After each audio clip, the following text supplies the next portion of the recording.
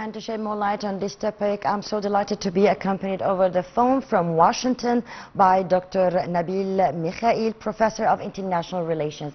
Good evening, Doctor. Good evening. Thank you for the interview, and I'm ready for the questions. Thank you so much.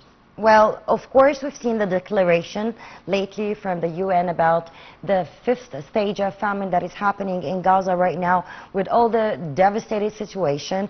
But we need to know more about how was the UN after this declaration? How was the situation and the visit, of course, right now to see the situation themselves from the Senate and the senators that they are visiting the Rafah crossing and the aid warehouse. Not just that, but also they landed firstly in El Arish airport. Can you tell us more about that? Okay, I will begin my answer from the remark you made concerning the United Nations Declaration on Famine in Gaza. This is how I understood the question. Of course, it is a shame. It is a shame that in our humankind at this stage in the world's history, when we boast of technological developments, there are human beings who are being starved to death. So it basically establishes an international consensus over the agony of the Palestinians in Gaza and in other parts. And it should basically invite a very quick response, not just from the American administration, but from any government in the world, to stop the killing of the Palestinians slowly and painfully. It is really a real drama. It's a real tragedy. It is a shame. So if the United Nations is concerned now on the question of the famine of the Palestinians, let me put it bluntly, please feed them and allow the delivery of food and hold accountable anyone who's aiming at the starvation.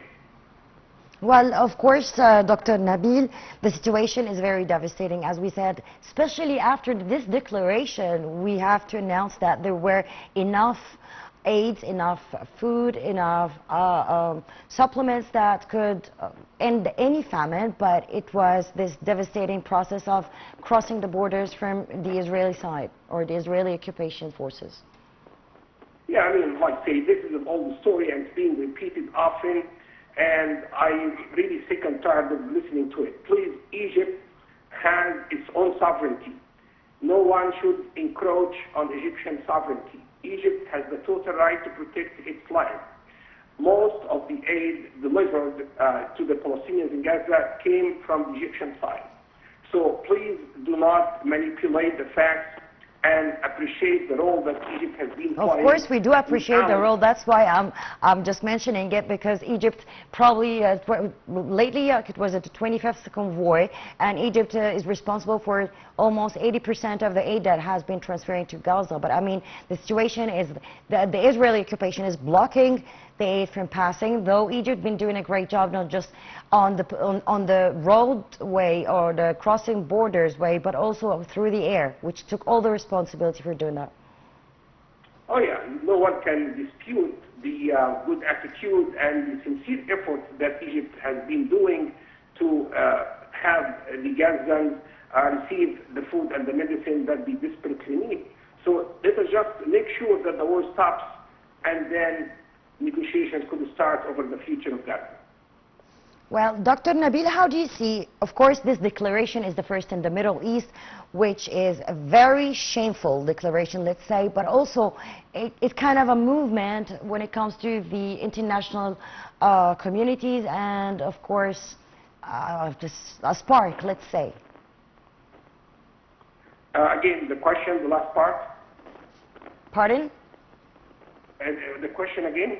I mean, this declaration was a spark when it comes to this situation, because it's the first in the Middle East that the UN declares such a shameful declaration, let's say, when it comes to this famine, and everybody's observing and watching. Oh yeah, I mean, I cannot disagree with you. You are absolutely right, and I hope that it can initiate or implement some real policies to feed the Palestinians in Gaza. I mean, if you are issuing a declaration condemning the starvation of the Gazans, how are you going to help them? What kind of plan, what kind of plan B do you have in the light of the Israeli obstructions of the delivery of aid to the Palestinians? Just do something about it. Do not be static. You have to move forward. Open all the avenues for the delivery of aid. Do not block aid. You are killing people. Of course, Dr. Nabil, also that Egypt is very ready when it comes to the reconstruction of Gaza. It's not just that. It's not did a great job also with the mediation and when it comes to the negotiating table. Yeah, there is no question about this. Egypt has sacrificed more than any country in the world for the sake of the Palestinians. Since the inception of the conflict in 1948, Egypt fought wars. Egypt fought at least 4 major wars in order to protect Arab land, in order to secure Palestinian land, and also in order to restore its sovereignty over Sinai when it lost it in 1956 and 1967. So the Egyptian amount of sacrifice is overwhelming. It should be appreciated, and I'm quite sure that the whole world knows about this, and also that fact is very well embraced by the Palestinians themselves. Well, Dr. Nabil, since you are living in Washington, of course, how is it, the opinions now, the street? Because we've seen like lots of Americans, they are not okay with Donald Trump's policy when it comes to funding and supporting Israel. This is a very good question. Let me state it as the following. There is a growing trend inside America's public opinion to criticize Israel for its treatment of the Palestinians.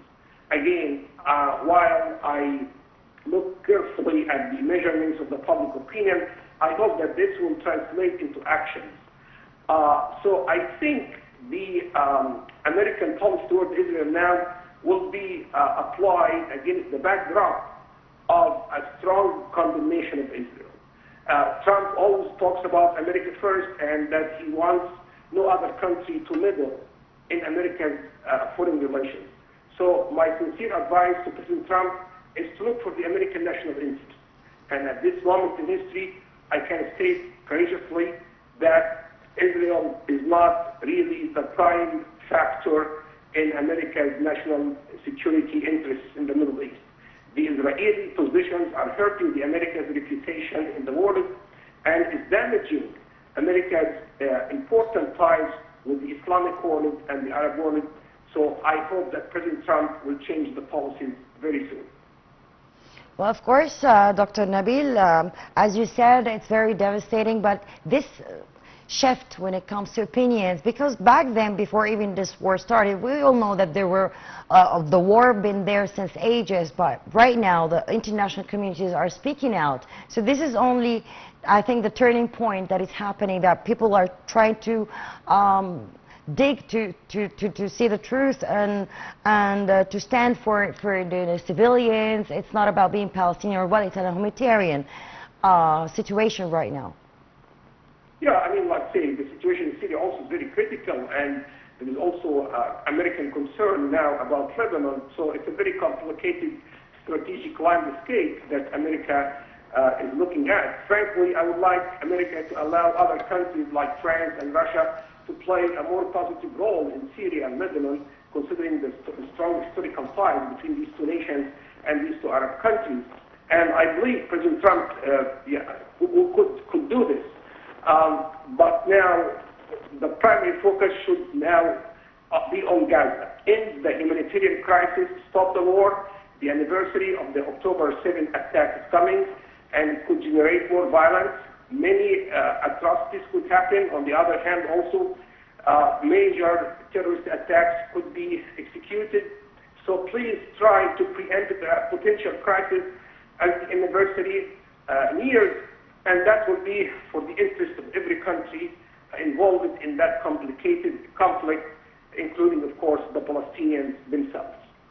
Well, lots of European countries admitted that Palestine is for the Palestinians, and the ceasefire, the end of the genocide, the end of the famine, and the starvation process, and all of that. But do you see this visit can add or can push more or can can have like an outcome, like a proper outcome when it comes to politics? It's a good question. I understand that you are referring to the congressional visit to the borders area between Egypt and Israel, overlooking the Gaza Strip. I hope so. So let me just give a piece of advice quickly to the American delegation. Please do not put any pressure on Egypt. You have to understand fully and in a very rational manner all the sacrifices, all the efforts, all the plans that Egypt has put forward in order to treat the Palestinians fairly and stop their tragedies. So please take the side of Egypt and put more pressure on Israel to stop its mistreatment of the Palestinians, and the humanitarian concern, if it is solved, it could generate a good strategic outcome, because you will have a hot spot in world politics, more stable and ready for peace actions. Well, we hope the best, of course, for our sisters and brothers in Gaza, and we hope for the ceasefire, the truce, and of course the two-state solution. Dr. Nabil Mikhael, the Professor of International Relations, speaking from Washington, I would like to thank you so much for your informative call. Well, ladies and gentlemen, a short break and we'll be back.